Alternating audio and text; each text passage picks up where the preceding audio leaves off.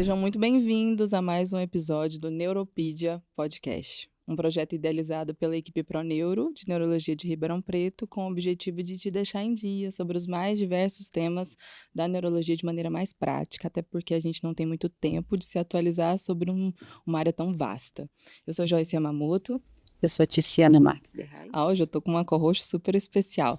E a convidada é tão especial quanto. A doutora Ingrid Montanhar Rezende é pediatra pela FAMERP, neuropediatra com foco em transtornos do neurodesenvolvimento pela USP de Ribeirão e fez um programa observacional em Harvard. Seja muito bem-vinda, Ingrid. Obrigada, meninas. É um prazer estar aqui com vocês hoje.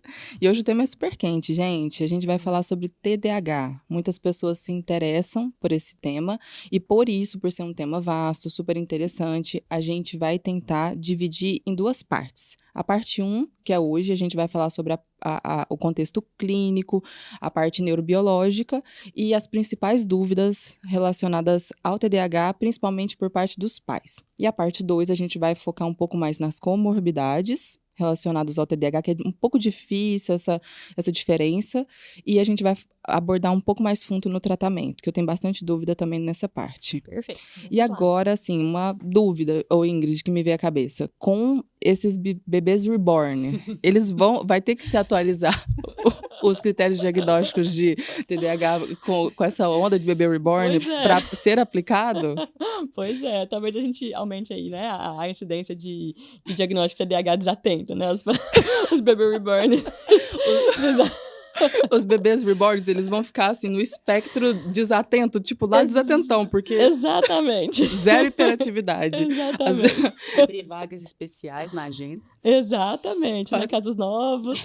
Olha só, né, o que estamos discutindo e vivendo, exatamente. Eu acho que a sociedade está ficando um pouco complicada, né? Exatamente. Mas vamos voltar aqui para o nosso podcast, que é de neurologia.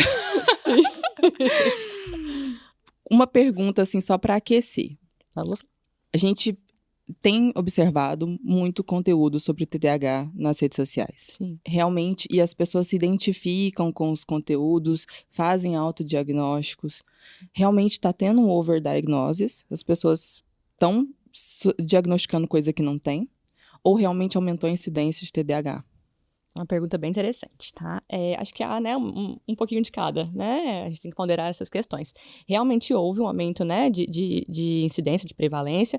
Se a gente for comparar, por exemplo, o DSM-5 com o DSM-5 revisado, houve sim um aumento, né? Era 5% estimado de diagnóstico em pacientes, né, em crianças com TDAH pelo DSM-5, e o DSM-5 revisado traz uma incidência de 7%, né? Então, houve sim um aumento e foi mantido, né, essa prevalência de adultos de 2,5%, tá?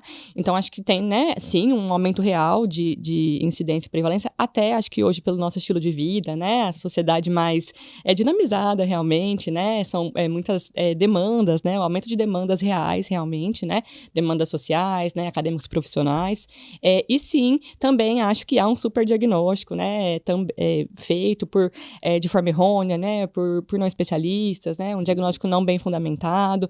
A gente vê, né, a gente estava comentando aqui que os pacientes já chegam talvez com escalas de triagem preenchidas, né, que encontram na internet, então já chegam com essa informação um pouco enviesada realmente, tá? Então, acho que temos, né, os dois cenários. E juntar a fome com a vontade de comer, porque às vezes as pessoas querem uma justificativa fácil para algumas coisas que estão acontecendo na vida, e muitos profissionais, por desleixo, querem dar um diagnóstico ali de bate-pronto para passar uma medicação e às vezes até fidelizar paciente. Exatamente, um diagnóstico muito rápido, né? Criticar profissional. Exato. Vou tomar minha água. Pode começar com algumas perguntas, Tícia. Eu vou me acalmar aqui. Gri, e é isso mesmo, né? Eu, por exemplo, recebo alguns pacientes adultos porque eles são pais de crianças com TDAH e eles falam, na minha infância eu era igual, mas não se pensava nisso. Então, isso gera, né, uma comparação, geralmente pode ter uma história familiar, né, de algum dos dois, né, ou até os dois, e eles não foram diagnosticados. Então, eu percebo que isso gera uma ansiedade, e isso que ela falou, agora está explicado. Então, é um conforto, né, sem dúvida. Sem dúvida. Mas critério, assim, a gente precisa ter um guia para que justamente isso não aconteça, né? A gente caia na onda do paciente, vá na onda, e ele vai ficar não é problema, né? A gente tratar o que é, mas às vezes não é, e a gente trata de forma errônea e o paciente continua com sintoma, ou ele se conforma,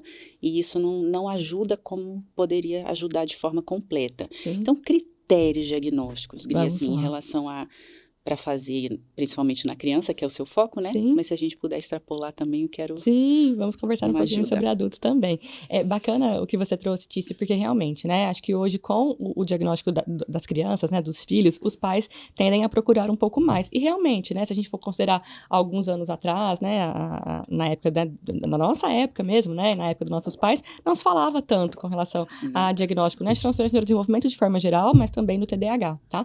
Então a gente tem, sim, esse aumento de diagnóstico em adultos também, né, apesar da prevalência não acompanhar, mas a gente vê na prática clínica esse aumento, assim, de diagnósticos em adultos, também após o diagnóstico dos filhos, né? Exato. E sim, a herdabilidade, né, desse transtorno é muito importante, né, muito substancial. A gente tem, né, é muito comum o histórico familiar, né, principalmente de parente de primeiro grau, realmente, com esse diagnóstico, né? Então, Sim. pais, né, mãe ou pai com diagnóstico e o filho também com diagnóstico. A gente estima uma herdabilidade de até 80%, 90%, né?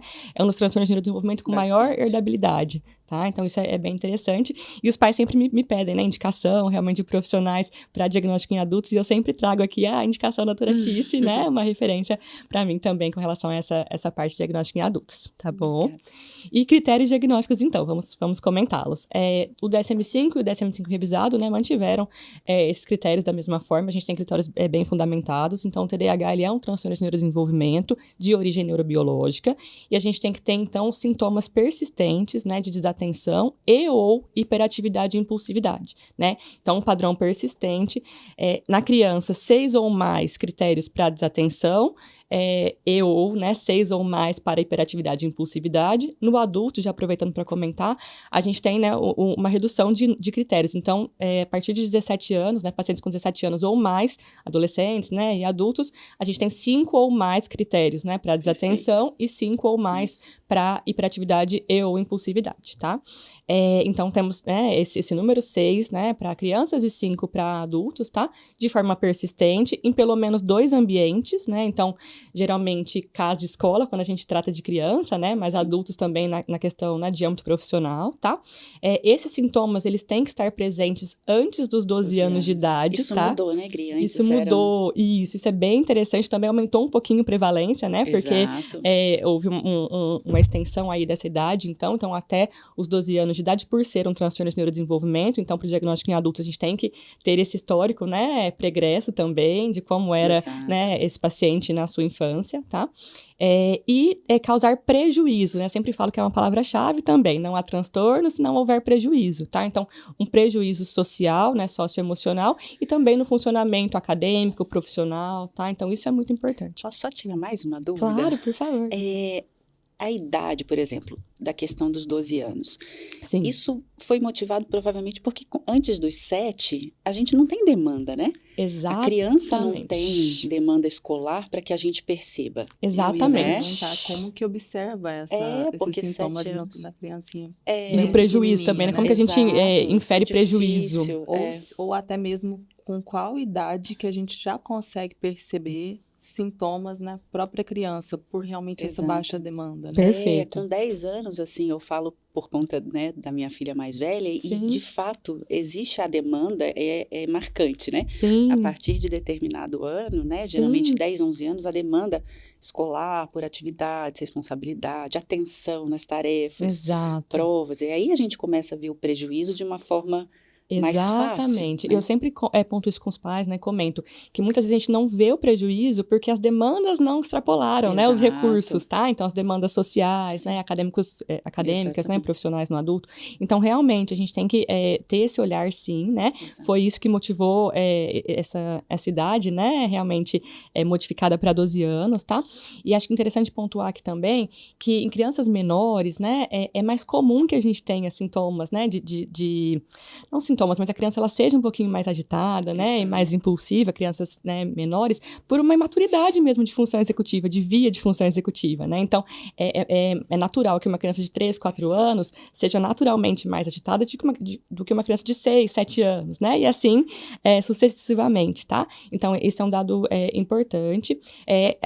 A Joyce comentou um pouquinho com relação à idade, né? Pra gente também extrapolar aqui algumas questões. A Academia Americana de Pediatria, ela prevê um diagnóstico de TDAH acima de 4 anos, tá? Isso é importante. Já permite, né, um diagnóstico acima de 4 anos. Porém, o que a gente observa na prática clínica, e nós neurologistas somos até um pouquinho mais resistentes do que os psiquiatras, muitas vezes, né, com relação a essa idade, porque dos 4 aos 6 anos, nós sabemos que há uma imaturidade muito grande mesmo de função executiva, que a gente vai depois falar um pouquinho, né, de neurobiologia. Então, é um diagnóstico muito difícil, né, que tem, e muitas vezes quase que se confunde, né, com outras questões também. O que é realmente a normalidade? O que é o excesso, né? Para uma criança mais nova. Saudável. Exatamente, né? O que é o prejuízo e o que não é, tá? Então, isso é importante. Então, nós, neurologistas, nós costumamos, né, fazer um diagnóstico bem fundamentado acima de 6 anos, 6 anos e meio, tá?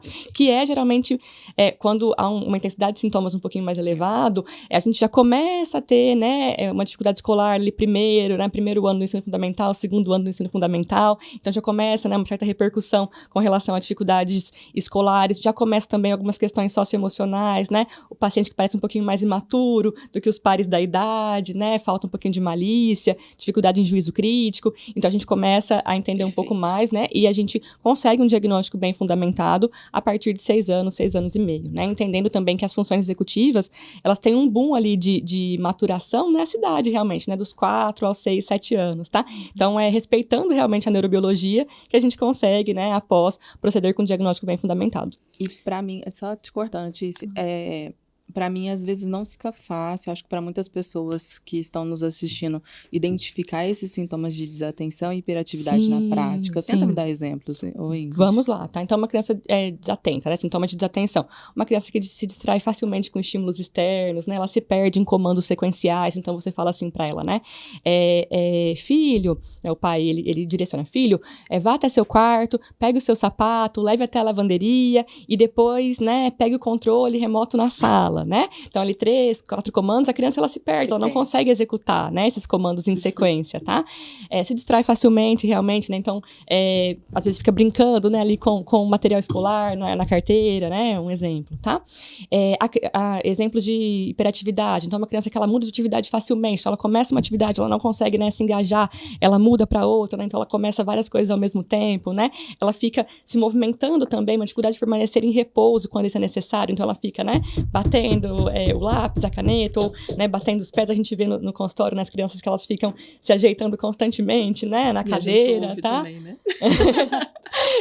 Pois é, os meus mocinhos agitados, né, que acho que o consultório inteiro ouve, então, né, batendo os pés, né, pulando, enfim. Entra lá, abre a porta do consultório. Dos outros consultórios, né, são super simpáticos. Não é como uma crítica, realmente mostrando realmente o sintoma de hiperatividade. O dia a dia mesmo, né? Exato. E a impulsividade também, então a dificuldade em esperar, né, a sua vez, interromper o outro, falar excessivamente, né? Então são alguns exemplos de sintomas.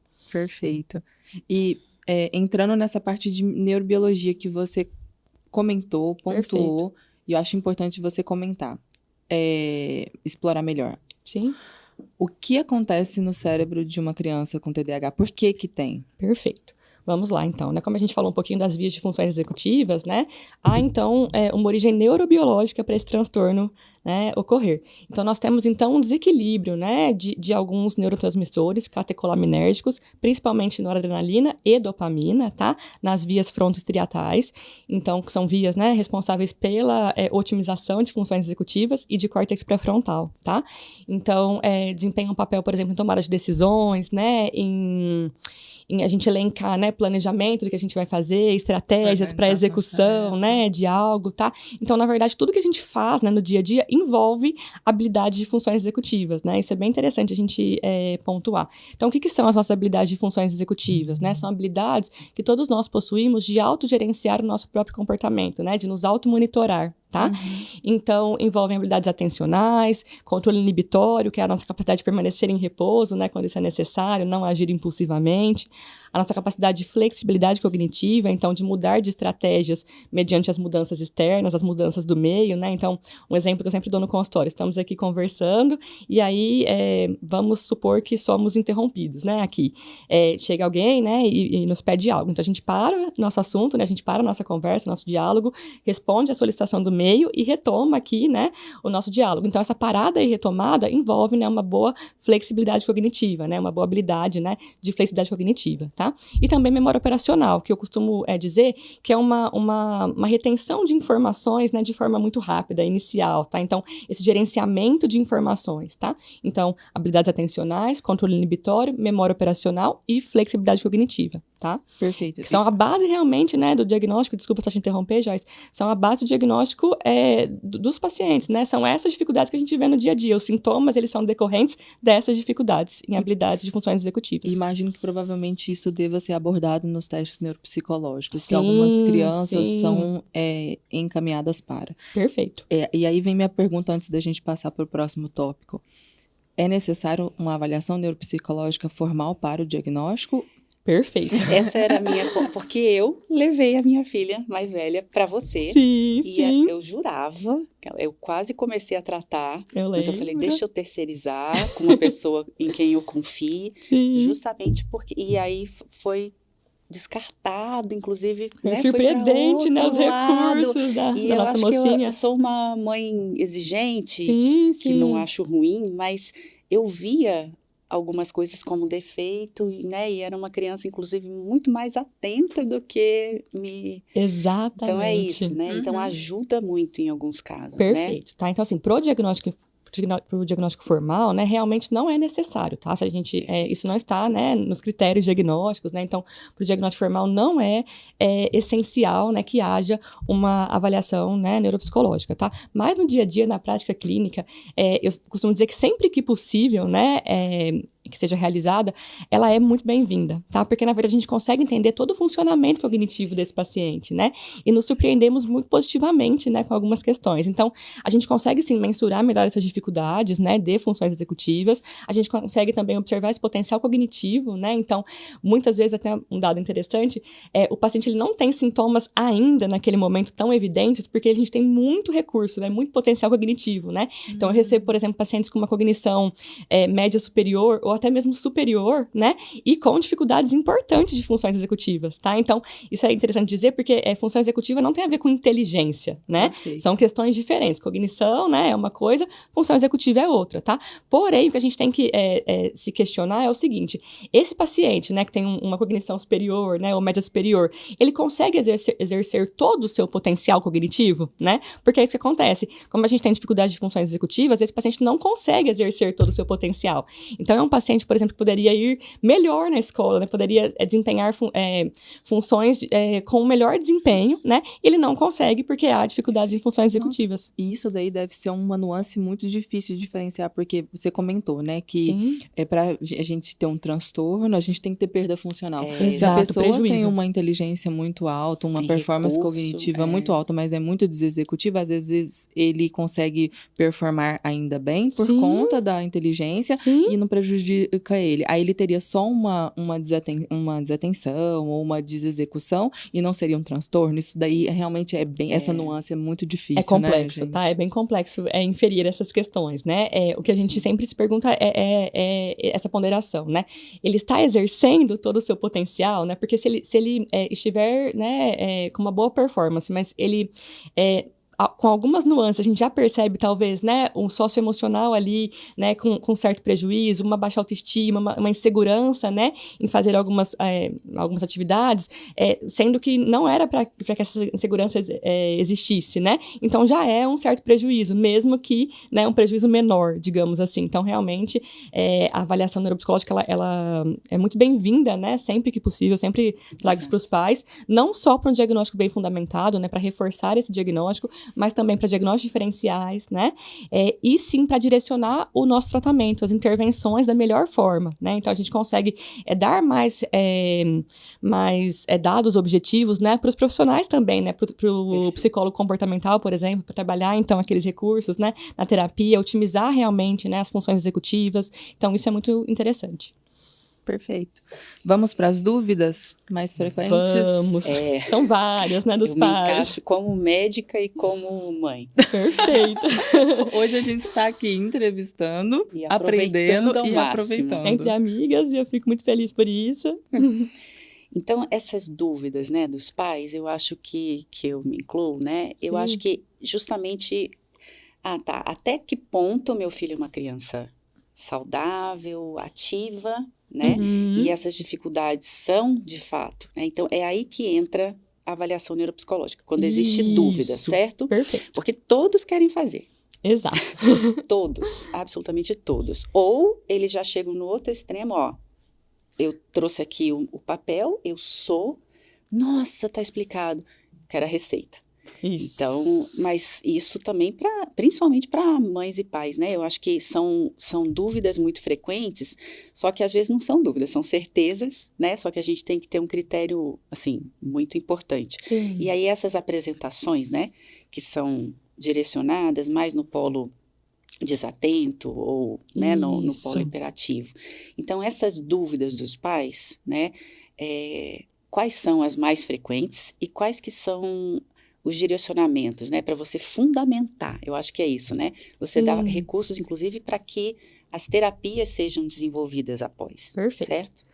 São dúvidas muito frequentes, né, dos pais. Eu converso todos os dias no consultório, né, sobre algumas questões. A principal é até frente ao termo, né, do TDAH. Então, o termo é transtorno de déficit de atenção e hiperatividade, tá? Mas o que nós sabemos é que há apresentações de sintomas, né, então subtipos, né? Então, o paciente ele pode ter uma apresentação predominantemente desatenta e predominantemente hiperativa e impulsiva, tá? Então, é aquele pai que chega, né, pra gente e pergunta, mas meu filho ele não é agitado, ele tem TDAH mesmo assim, né? Ele não é hiperativo, mas ele pode ter sim, né, um predomínio de sintomas de desatenção, tá? Então a gente tem, né, essa questão dos subtipos, né, predomínio desatento, hiperativo e impulsivo e o combinado, né, que é uma associação realmente, né, de sintomas, tá? Uma outra pergunta muito frequente, né, que a gente recebe. Ô, Gri, posso te incomodar? Claro. Só nessa, que eu fico com dúvida desse espectro de apresentações. Tem fator prognóstico?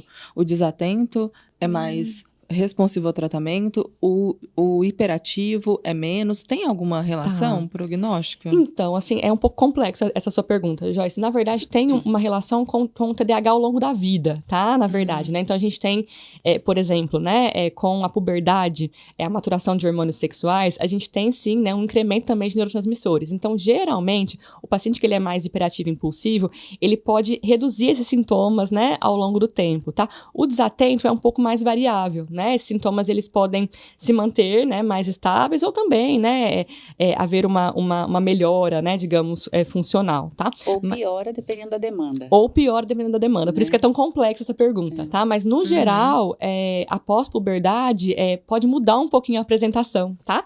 Dos sintomas, né? A gente, geralmente, com a avaliação neuropsicológica, inclusive, a gente consegue inferir que há, muitas vezes, mesmo no paciente que tem, né, um predomínio de sintomas desatento, há uma dificuldade ali em controle inibitório, mesmo que discreta, tá? Então, é complexo mesmo, tá? É abrangente, né? A apresentação, então, parece ser mais, não tão prognóstica, assim, quanto à gravidade, às vezes mais para guiar as terapias para reabilitar. Perfeito, tá? Acho que pensando em prognóstico, realmente a gravidade dos sintomas é o mais relevante, tá? A intensidade dos sintomas, tá? E eu já vi pais, né, comentarem assim, olha, eu não acho que meu filho tem déficit de atenção, porque no videogame ele fica lá prestando atenção enquanto tá jogando. Eu acho que você tá errada nesse diagnóstico. Isso nunca aconteceu comigo, porque eu não atendo crianças, mas já vi essa situação. Nossa, eu respondo acho que essa pergunta todos os dias, praticamente, tá? Em todas as consultas. E sim, né, o que eu sempre explico é que todos nós, na verdade, temos esse funcionamento, né? Quando é algo que nos motiva, quando a gente se engaja, né, em algo, então o papel da motivação também, né?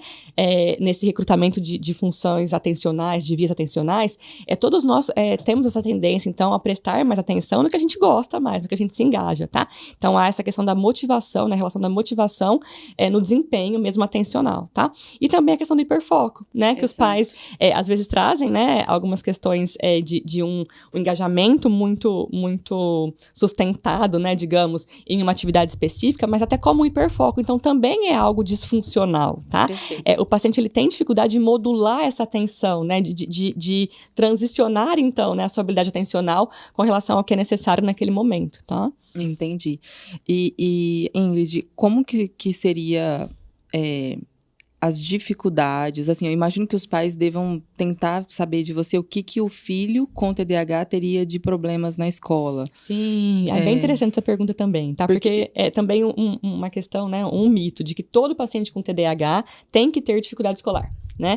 E nem sempre, né? Como a gente já comentou, às vezes o paciente que tem um potencial cognitivo maior, ele vai ter dificuldades bem discretas, né? Escolares, ou não ter dificuldades ainda, é o que a gente fala, né? Exato. Por quê? Porque a demanda, né? Ela não excedeu o recurso, tá? Então, às vezes um paciente que chega com 7, 8 anos sem dificuldade escolar, mas se a gente for avaliá-lo, né, novamente com 12 anos, com 13 anos, ele vai ter dificuldades escolares, tá? Então, eu não preciso ter dificuldade, né, escolar para afirmar um diagnóstico de TDAH. Tá? Na verdade, eu tenho que ter prejuízo, né, nesse funcionamento socioemocional e, né, acadêmico profissional, sim, mas ele não é necessário que já haja essa dificuldade, tá? Perfeito. E eu percebo que você comentou sobre essa alteração hormonal quando vai crescendo, e isso interfere até no fenótipo, né? Sim. Vamos explorar pra gente finalizar, né?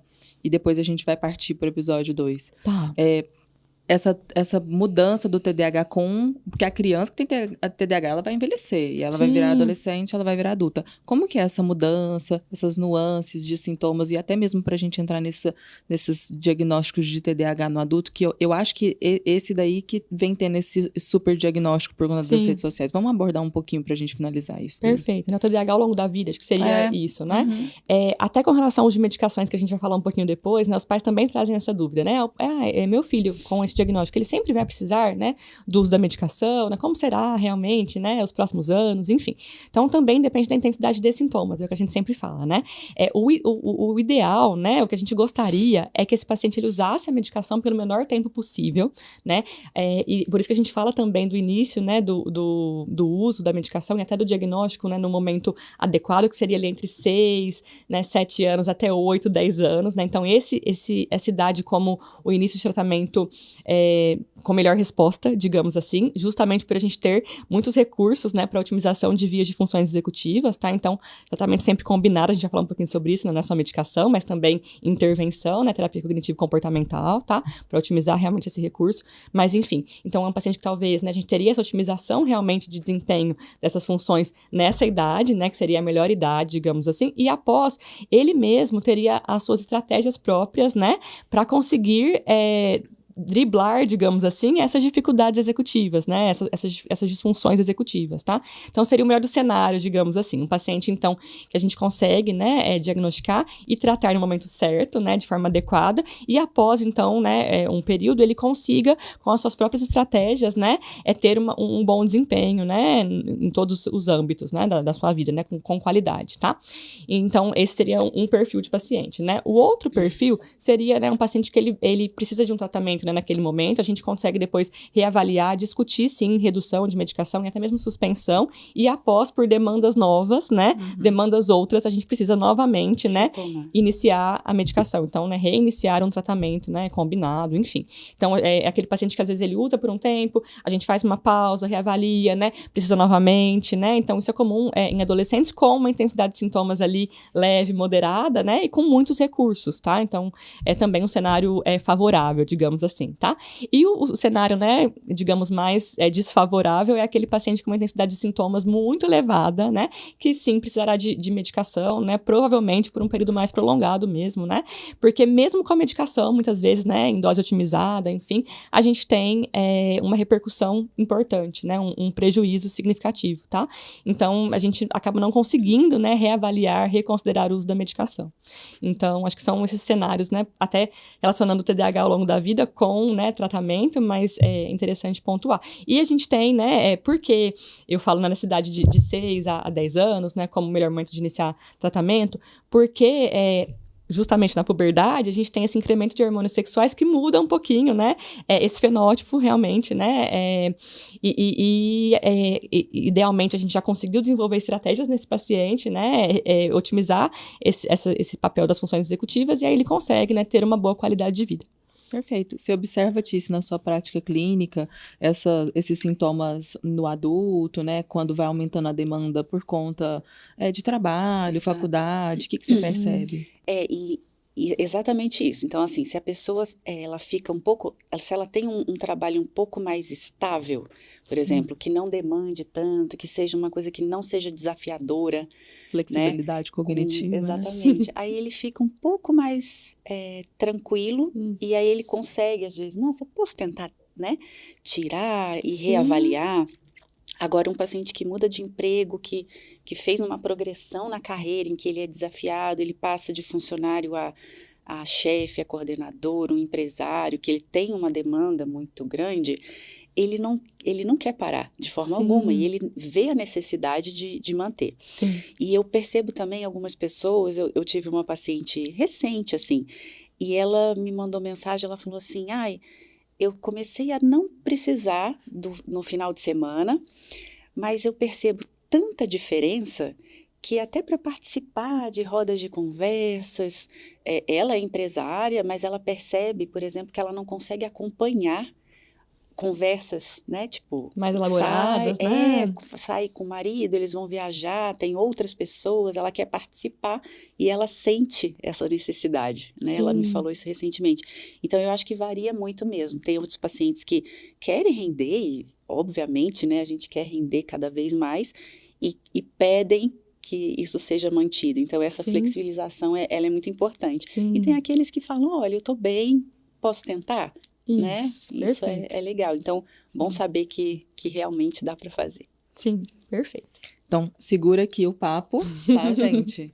E vocês também vão pular para o próximo episódio, que a gente vai abordar um pouco mais sobre as nuances das comorbidades relacionadas com o TDAH, tanto na criança, adolescente e adulto, os problemas de relações interpessoais, e a gente vai entrar um pouquinho no tratamento. Até porque você comentou agora que alguns pacientes querem usar para melhorar a performance, os que têm TDAH. Até uma dúvida que me veio aqui, que eu vou deixar para o episódio que vem, o próximo, né? E aquelas pessoas que não têm TDAH, que estão abusando de psicoestimulantes. Exato. Aí fica esse gancho para vocês assistirem, né? E antes de finalizar, eu agradeço todo esse conteúdo que você deixou de mão beijada pra gente, né? E agradeço a presença da Tícia aqui comigo para compartilhar a experiência com os casos de TDAH em adolescentes e adultos. E eu vou pedir para vocês ativarem o sininho de notificações para receberem em tempo real os episódios conforme a gente for lançando, tanto no Spotify quanto no YouTube. Obrigado, viu, galera? Assistam o próximo.